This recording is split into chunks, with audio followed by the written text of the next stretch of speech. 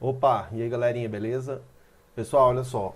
A aula passada a gente começou a falar de proteínas, né? Mostrei para você que as proteínas são formadas por aminoácidos, né? Então os aminoácidos eles se ligam e vão formando uma sequência de aminoácidos, né? Um peptídeo, e é assim que as proteínas se formam, beleza? Mostrei para você que os aminoácidos têm um grupo amina, um grupo carboxila e um radical. Inclusive dá para ver aqui nessa imagem aqui, ó. Tá vendo? Grupo amina, grupo carboxila e o radical, certo? E aí o grupo carboxila de um aminoácido se liga no grupo amina de outro aminoácido, né? Por exemplo, aqui esse grupo carboxila vai se ligar com esse grupo amina da seguinte maneira: sai uma hidroxila aqui desse grupo carboxila, sai o hidrogênio do grupo amina e eles se ligam, né? Esse carbono acaba se ligando naquele nitrogênio. Na verdade, isso tudo a gente já viu na aula passada, beleza? Bom, na aula de hoje eu quero te mostrar o seguinte: os aminoácidos vão se ligando para formar peptídeos, né, para formar uma sequência ali de aminoácidos ligados pelas ligações peptídicas. Então a gente sabe que as ligações peptídicas é que vão unir esses aminoácidos aí de uma proteína. Mas, além das ligações peptídicas, existem outras ligações também que vão acontecer e elas estão determinando a forma final dessa proteína. Então você tem que ter em mente que a ligação peptídica ela só vai unir os aminoácidos, né? A gente costuma comparar isso com um colar de pérolas, né? Um colarzinho de pérolas com várias pérolazinhas aqui ligadas. Seria semelhante a essa sequência de aminoácidos ligados por ligações peptídicas. Agora, como esses aminoácidos vão interagir entre si através de outras ligações, né? Como as ligações de hidrogênio, como as interações de Van der Waals, interações hidrofóbicas, ligações iônicas, beleza? Essas outras ligações que não são peptídicas, elas vão acontecendo entre aminoácidos não consecutivos, né? Por exemplo, o aminoácido 5 pode se ligar com o aminoácido 10, com o aminoácido 30, e isso vai causando dobramentos nessa sequência de aminoácido, e assim a forma estrutural dela, a forma espacial dela vai sendo determinada, beleza? Então a gente costuma falar assim: existe a estrutura primária, que é só a sequência de aminoácidos, é uma sequência de aminoácidos sem uma forma definida, seria uma estrutura linear, beleza? Então, na medida que os aminoácidos vão se ligando, vai formando a estrutura primária. Depois começa a acontecer interações, certo, de hidrogênio, que vão provocar ali uma conformação já espacial, né? Existem dois tipos de estrutura secundária característicos, típicos de proteínas, que é a chamada alfa-hélice, beleza? Que é uma estrutura helicoidal, semelhante ali àquela espiral do seu caderno, ou aquele fio de telefone, já viu aquele fio enroladinho de telefone? Aquilo seria semelhante a uma alfa-hélice. E tem a beta-conformação, a beta-conformação, que é o modelo da folha pregueada. Parece aqueles leques de papel. Já viu quando você era badeco lá no ensino fundamental? Você pegava o papel, fazia tipo um lequezinho, ficava a folhinha toda dobradinha, toda pregueada, semelhante àquela estrutura. É a beta-conformação, beleza? Então, isso são estruturas secundárias. Essa estrutura secundária ela pode ainda fazer dobramentos, beleza? Como você está vendo aqui nessa imagem, ó. Tá? Repare que ele tinha uma alfa-hélice, ó, uma alfa-hélice, tá? Só que essa estrutura de alfa-hélice está virando toda enovelada, né? Imagina você pegar aquele fio de telefone todo enroladinho e embolar ele todo aqui, né? Seria uma estrutura semelhante à estrutura terciária, beleza? E se eu tiver mais de um peptídeo, mais de uma sequência de aminoácidos, uma ligada na outra, né? 2, 3, 4, aí eu tenho uma estrutura quaternária, beleza? Uma estrutura quaternária. Que é o exemplo, é o caso, por exemplo, da hemoglobina, que é o desenho que está aí na imagem da sua tela. São 4 peptídeos, 4 sequências de aminoácidos interagindo entre si, beleza? É uma estrutura quaternária. Então, gente, a estrutura de uma proteína ela vai ficando complexa no sentido de formar uma estrutura terciária ou quaternária. Então pode ter proteína com forma final secundária, proteína com forma final terciária, proteína com forma final quaternária. São as formas espaciais de uma proteína, beleza? E aí você não pode esquecer de uma coisa: o que faz essa forma acontecer, né, são essas outras interações não peptídicas, essas ligações que não são ligações peptídicas, tá? Que tipo de ligações são? Ligação de hidrogênio, forças de Van der Waals, ligação de sulfeto, beleza? Essas outras interações é que vão determinando aí o formato final dessa proteína. Agora, tem que ficar claro na sua cabeça também que quais são os aminoácidos que estão nas determinadas posições, isso vai ser fundamental para definir qual será essa forma no final das contas, beleza? Às vezes a substituição de um aminoácido por outro já pode provocar uma mudança completa na estrutura daquela proteína, beleza? É o que acontece em muitas mutações. Você pegar, por exemplo, a hemoglobina S, a hemoglobina alterada de quem tem anemia falciforme, é um aminoácido diferente na estrutura daquela proteína. Um aminoácido diferente só já é o suficiente para provocar uma alteração na estrutura daquela hemoglobina, e dessa forma ela já não tem a mesma afinidade no oxigênio, ela já não vai funcionar da forma normal, ela não vai formar com a sua eficiência total, ela já perde eficiência. A pessoa tem uma anemia falciforme, ela pode ter a sua expectativa de vida reduzida drasticamente por causa disso, né? Ou seja, interfere em toda a vida da pessoa por causa de um aminoácido diferente que tem naquela proteína. Tá? Então tem que ficar muito claro na sua cabeça o seguinte: a sequência de aminoácido vai determinar qual será as outras interações que vão acontecer nas posições específicas para ela ter aquela forma final. Beleza isso? Bom, então sobre estrutura de proteína, gente, é isso, tá? É isso que eu preciso que você saiba. Lembra que tem as ligações peptídicas e tem essas outras ligações, principalmente pontes de hidrogênio, principalmente pontes de sulfeto, beleza? Inclusive, quando a gente for falar de enzima, a gente vai destacar mais isso, mas já é importante você saber. Temperatura elevada, né, pH extremo, pode acabar interferindo nessas ligações fracas aqui, tá? Principalmente nas ligações de hidrogênio. Então é muito falado isso nas questões, né? Temperaturas elevadas, pH extremo, essas condições, elas desmancham, elas alteram as pontes de hidrogênio. E se alterar as pontes de hidrogênio, você vai perceber que a forma dessa proteína vai ser alterada também. A forma sendo alterada, consequentemente eu vou ter uma função alterada também, beleza? Tem que ficar claro também essa relação na sua cabeça. A forma da proteína está diretamente ligada com a função daquela proteína, beleza? O formato dela está muito ligado com a sua função, ok? Bora para frente então. Ó, funções, né? Tá bom, você tá vendo aí que as proteínas, como elas são produzidas, vimos aspectos estruturais, né? Os tipos de ligações. Mas para que serve proteína, né? Para que serve proteína?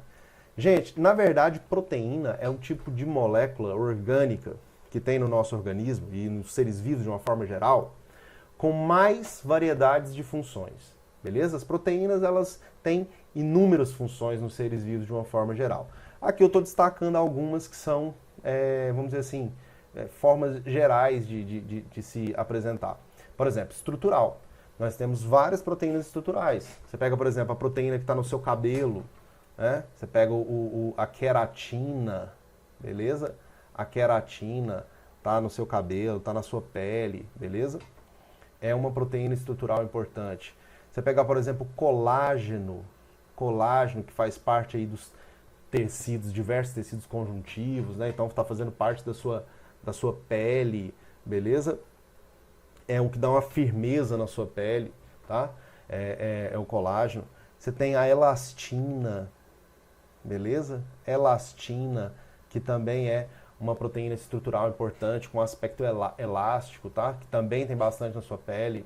Ok? Então são proteínas estruturais, que definem estruturas, tá? Pode ser estrutural ou plástica. Tem função, gente, hormonal, beleza? Tem hormônios que são peptídeos. Você pegar, por exemplo, a insulina, tá? A insulina é proteína, tá, gente? Você pegar o GH, né, a somatotrofina, aquele hormônio somatotrófico, hormônio do crescimento, é uma proteína. Então você tem o peptídeo natriurético atrial, né, que é proteína. Então você tem hormônios que são mensageiros químicos, né? Lembra que hormônios são produzidos numa determinada glândula endócrina e vai atuar em órgãos-alvos, em células-alvos, né? Se ligando a um receptor, que aliás geralmente também são proteínas, né? Os receptores dos hormônios também vão ser proteínas, beleza? A gente tem também neurotransmissores, beleza? Neurotransmissores, gente, que também são mensageiros químicos, né? Neurotransmissores, aqui tem neurohormônios, na verdade, que são peptídeos, né? A endorfina, por exemplo, ó, a endorfina, ok? É um peptídeo. O ADH, que é um neurohormônio também, tá? O ADH, o hormônio antidiurético, tá? Pode ser chamado de hormônio, mas é um neurohormônio, na verdade. Ele é produzido por neurônios, tá? São neurotransmissores. A imunológica, né? Função imunológica, ou seja, nós temos as imunoglobulinas, os anticorpos, tá, gente? Anticorpos. Anticorpos são proteínas, gente. Proteínas que se ligam a proteínas dos agentes causadores ali de doença, ou de algum alérgeno, ou de alguma substância. Tá? São agentes do seu sistema imunológico, mas são proteínas, ok?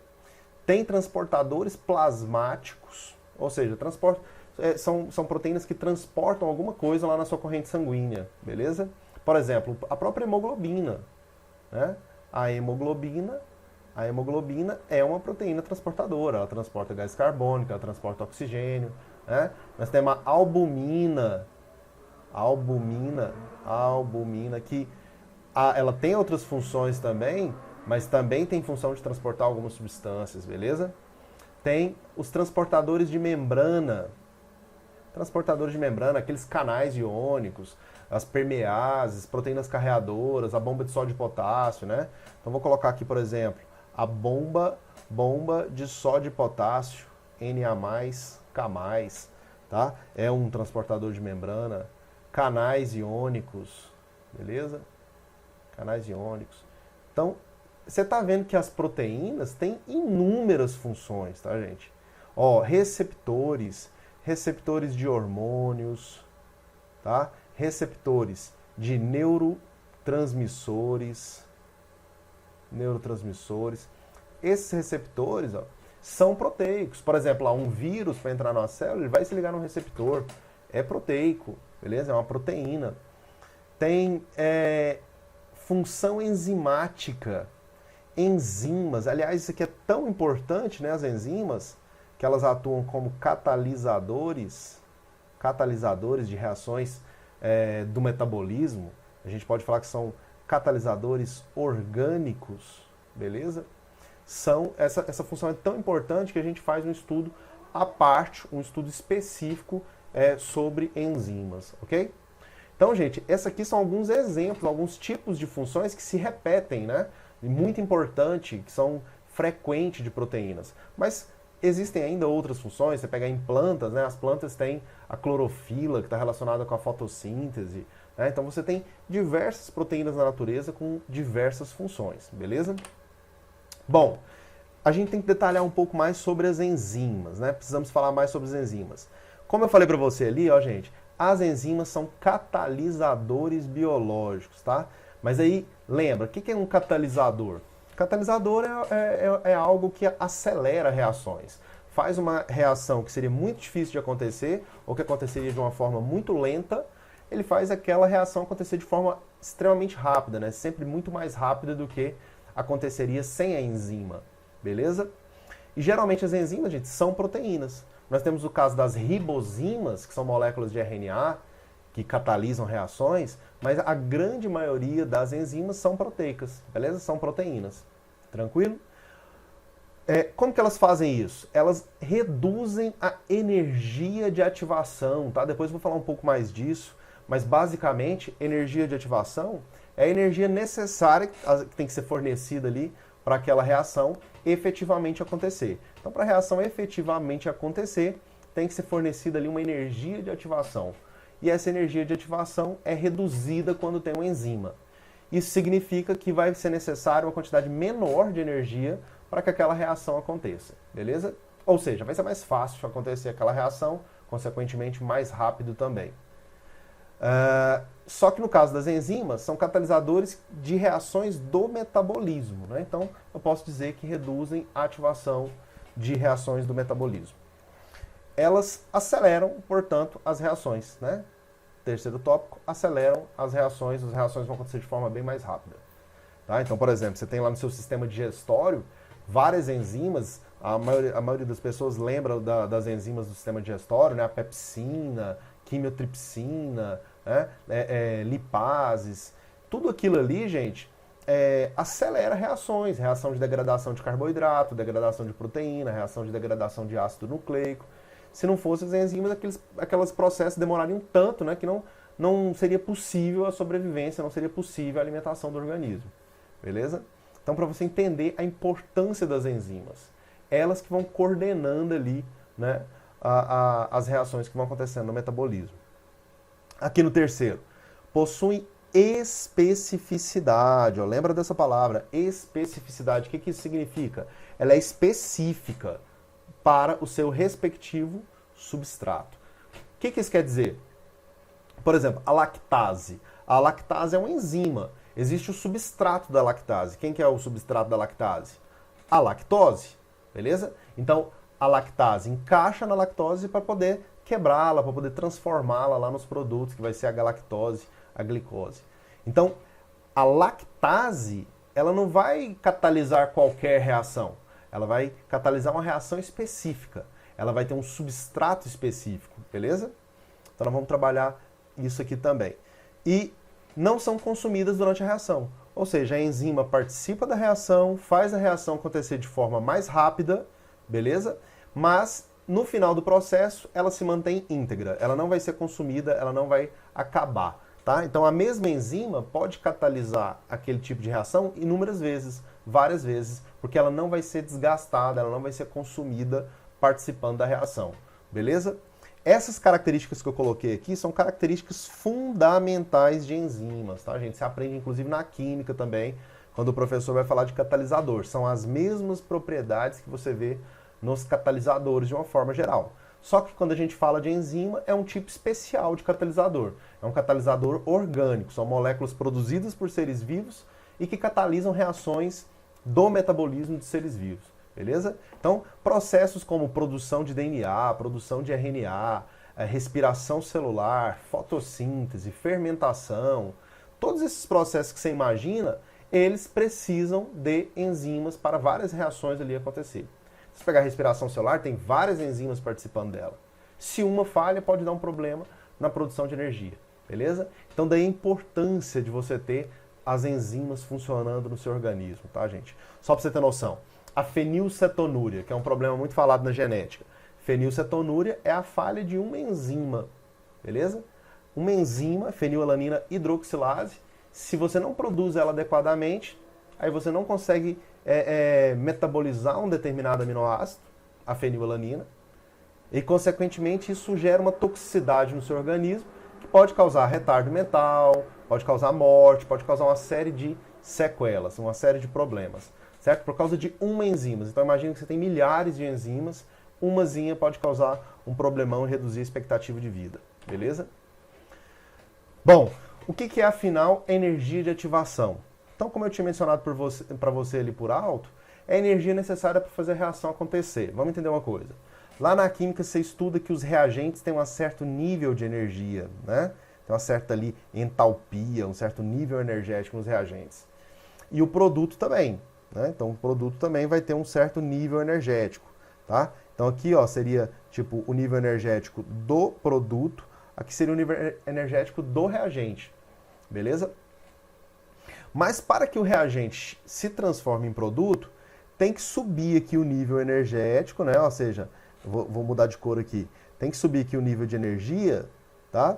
Até atingir esse ponto aqui que eu tô fazendo de verde, ó. Tá vendo? Então essa distância é a distância entre a energia do reagente, né? Essa aqui seria a energia do reagente, até aquele ponto energético onde a reação efetivamente ocorre, que é chamado aqui de complexo ativado. Complexo ativado. A gente costuma falar que no complexo ativado é onde as ligações dos reagentes se desmancham e o nível energético que se forma ali as ligações dos produtos. Então é onde efetivamente a reação acontece.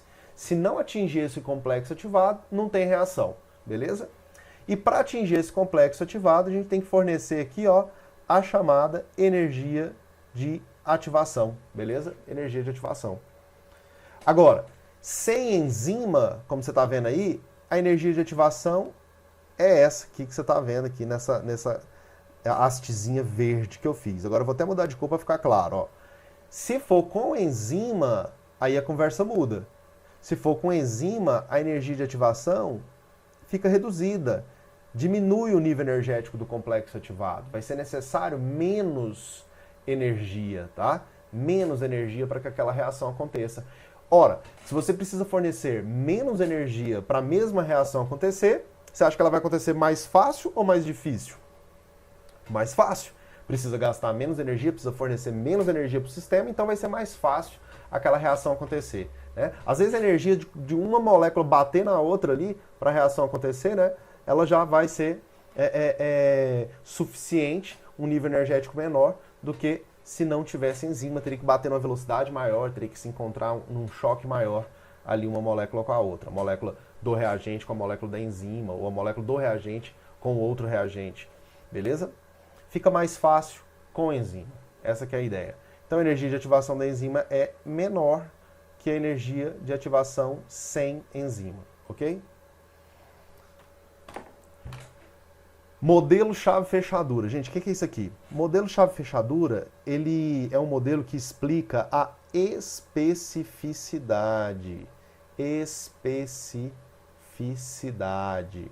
Ou seja, mostra que a enzima ela é específica para o seu respectivo substrato. Como eu tinha falado para você, lá, por exemplo, a lactase, ela vai se encaixar na lactose. Ela não vai se encaixar na maltose ou na sacarose. Ela só se encaixa na lactose. Ela é específica para aquele substrato. É isso que esse modelo fala, né? Que a enzima é específica ao substrato, assim como uma chave é específica para a sua respectiva fechadura, beleza? Aqui, gente, por exemplo, a gente tem a enzima. Dá para você ver aqui que o formato da enzima vai ser complementar, né? Vai ser compatível com o formato ali dos substratos, beleza? Com o formato ali dos substratos. Então, o substrato ele vai se encaixar aqui onde a setinha está mostrando. Ó. E aí forma o que a gente chama de complexo enzima-substrato. Complexo enzima-substrato. É os substratos, né, ligado ali na enzima. Quando o substrato se liga na enzima, acontece a reação. Depois disso, vai ser liberado os produtos, beleza? Então, o que era substrato se transformou em produtos, ficou diferente, mas a enzima continua intacta, né? A enzima continua do mesmo jeito que ela entrou. Do jeito que ela entra, ela sai do processo. Ela não sofre alteração durante o processo. Então, a gente fala que a enzima não é consumida durante o processo. E esse modelo, ele mostra aí, né, a especificidade entre enzima e substrato, beleza? Agora, tem um outro modelo que explica um pouco melhor, né, a interação entre enzima e substrato, que é o modelo encaixe induzido, tá? Na verdade, gente, o modelo encaixe induzido ele é uma espécie de evolução do modelo chave-fechadura, tá? Ele também mostra que existe uma especificidade entre enzima e substrato.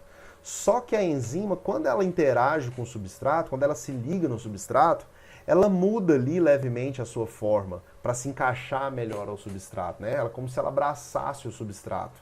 Né? A gente costuma comparar isso como um aperto de mão, né? As duas mãos vão se apertando ali até ficar encaixadinha. Então elas mudam ali um pouquinho o formato, tá? Para se encaixar.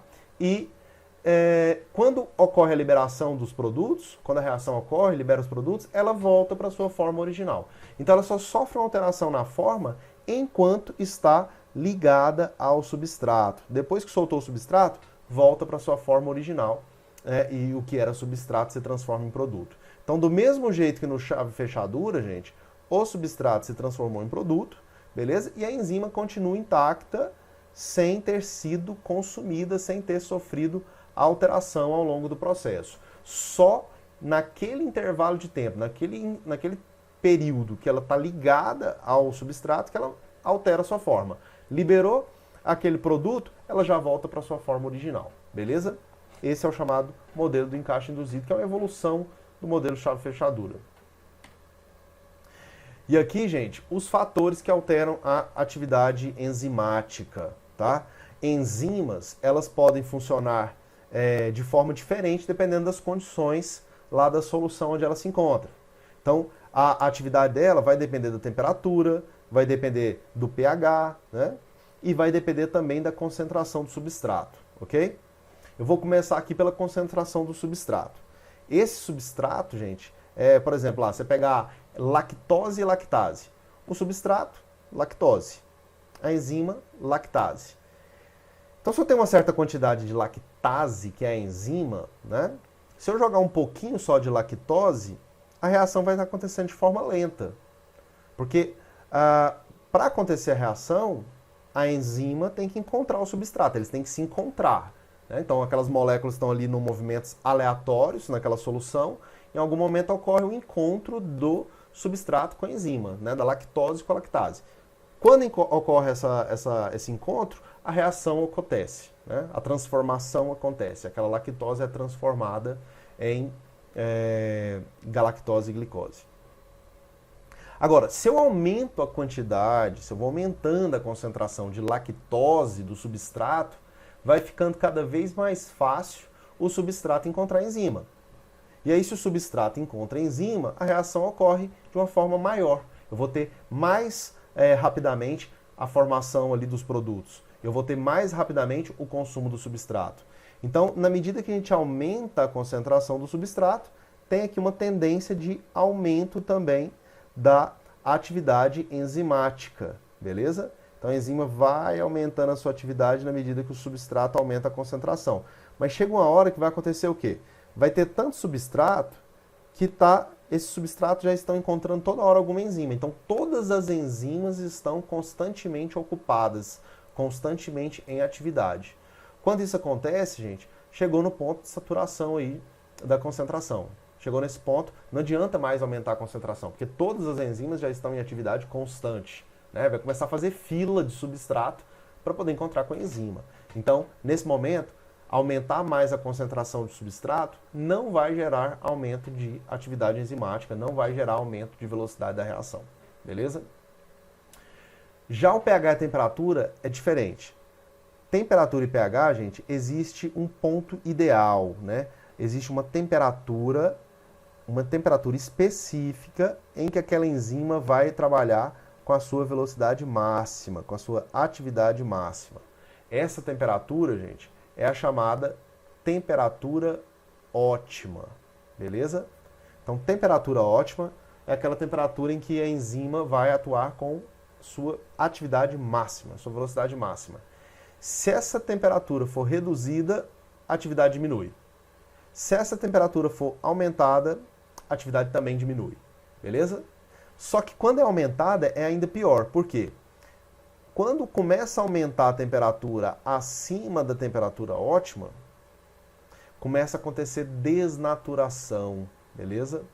Desnaturação da enzima, ou seja, aquela enzima começa a romper pontes de hidrogênio, romper aquelas interações fracas, né, aquelas interações não peptídicas, que determinam a forma estrutural da proteína. Essas ligações começam a se romper. E aí aquela proteína vai perdendo a sua forma, vai alterando a sua forma. E aí, gente, raciocina. Se a enzima tem que se encaixar no substrato perfeitamente, certinho, né? A forma é muito importante. Então, se a forma dela é alterada, se acontece desnaturação, ela não vai encaixar mais no substrato e não vai funcionar mais. Então, acima da temperatura ótima, começa a acontecer isso. Começa a acontecer desnaturação da enzima, tá? Porque temperatura alta, né, gente, quer dizer, o nível de vibração ali das moléculas, de agitação das moléculas vai ficando muito alto, começa a romper essas ligações fracas, tá? Mas se eu pegar a partir do ponto de temperatura ótima e começar a diminuir a temperatura, a velocidade da reação também cai, né? Você pegar aqui, por exemplo, nesse exemplo, ó, a 30 graus, a atividade diminuiu. Por que diminui? Porque na medida que você vai diminuindo a temperatura, eu estou diminuindo o grau de agitação daquelas moléculas. Então a probabilidade de substrato encontrar a enzima diminui. Eles estão ali movimentando aleatoriamente. Se o grau de agitação está baixo, eles vão mais lentamente, mais difícil encontrar, menos reações ocorrem num determinado intervalo de tempo. Ou seja, a velocidade da reação diminuiu, ok? Então, abaixo da temperatura ótima, por que diminui? Porque diminui o grau de agitação das moléculas. Acima da temperatura ótima, por que diminui a velocidade da reação? Porque a molécula vai perder sua forma, ela está desnaturando, está rompendo as pontes de hidrogênio. Beleza? Com pH acontece de forma semelhante, né? Só que diferente. Semelhante, só que diferente. Como assim? Existe também um pH ótimo. Então existe aí o pH ótimo, já está até escrito aqui, ó, pH ótimo, né? Que é o pH onde aquela enzima funciona na sua atividade máxima. Beleza? Atividade máxima. Só que tanto a redução de pH quanto o aumento de pH vai provocar, né, uma redução na atividade enzimática e pode chegar a provocar a desnaturação, ou seja, aquela proteína pode começar a alterar tanto as suas ligações, suas interações fracas, que ela não vai mais se encaixar no substrato e vai estar totalmente desnaturada, beleza? Então é isso, tá, gente? Esses são os 3 fatores que alteram a atividade enzimática, muito presente em provas isso aqui, tá, gente? Aparece em vestibular todo ano em alguma prova, vai aparecer esses gráficos, ou da temperatura, ou do pH, ou do substrato, né? Ou aparece gráfico, ou questiona você sobre como é essa relação, tá? Então você tem que lembrar dessa característica de ter uma temperatura ótima, de ter um pH ótimo e por que a alteração disso acaba provocando alteração na velocidade da reação. Tá? Além disso, a concentração do substrato, que é mais tranquilo e mais óbvio da gente perceber aí. Beleza? Então não se iluda não. Isso aqui aparece muito nas provas, então tem que saber certinho esses gráficos aí para poder acertar as questões. Beleza? Galerinha, a aula de hoje para por aqui, tá? Tem mais alguns detalhes que eu tenho que falar sobre as enzimas, né? Na verdade, sobre ativadores, inibidores. Fica para a próxima aula que eu já emendo com vitaminas com você. Beleza? Então é isso aí, galerinha. A aula de hoje é essa. Um abraço, até a próxima.